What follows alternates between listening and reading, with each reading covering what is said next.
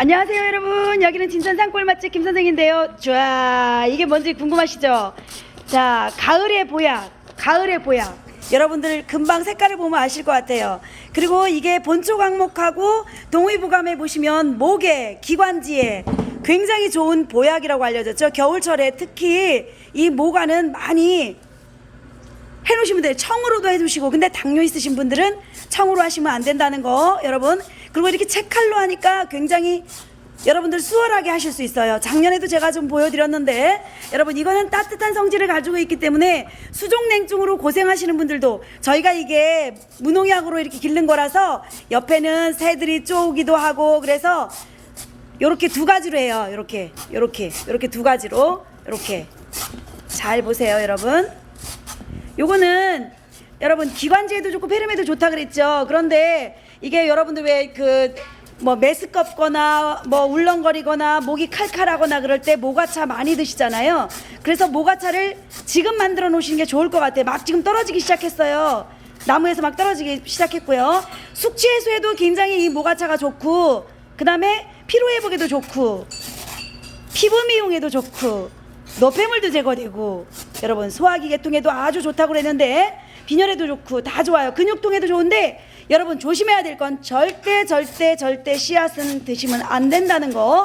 씨앗을 드시면 어떤 일이 생기냐면 여러분, 위궤양이 있으신 분들 절대 또 드시면 안 돼요. 위궤양 있으신 분들 변비가 생길 수 있고 심한 두통이 일어날 수가 있어요. 씨앗을 드시면. 그럼 멈춰 주셔야 돼. 그래서 이게 따뜻한 성질을 가지고 있는 이 모과지만, 또 그렇다 해서 몸이 차가운 분들한테는 좋지만 따뜻한 분들은 장복하거나 그러시지는 않는 게 좋을 것 같아요. 그냥 한 번씩 또 돌아가면서 드시면 좋아. 2차도 드셨다 저차도 드셨다 해야지 계속 또 좋다고 2차만 드시면 안 돼요. 절대로 안 돼요. 알았죠?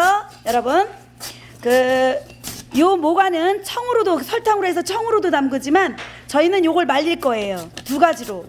한 가지는 말려서 그냥 따뜻한 물에서 끓여서 드시기도 하고, 아니면 우려서 드셔도 되고, 한 가지는 설탕에다가 재우거나 꿀에다 재우시면 좋을 것 같아요. 꿀에다가 설탕이나 꿀이나 그렇게 해서 재워놨다가 겨울에 따뜻하게 새콤하게 이렇게 하면은. 그리고 이거 국수 채칼이 참 좋은 것 같아요. 채칼 좀 한번 보여주시죠. 국수 채칼. 네, 이렇게 국수 채칼로.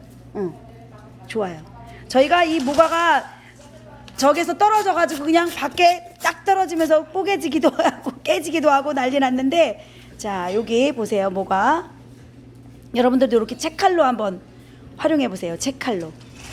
자, 제가 간단하게 이 모과에 대해 설명해 드렸으니까 여러분 집에서 모과를 기르시는 분들은 대부분 약을 전혀 치지 않기 때문에 조금씩 그 상처가 생기면서 새들이 쪼든지 뭐 했는지 상처가 생겨요. 그래서 이쁘지는 않아. 정말 모과 자체도 이쁘지는 않지만 그래도 효능은 여러분 굉장히 좋고 가을 보약으로 추천합니다. 어서 오세요.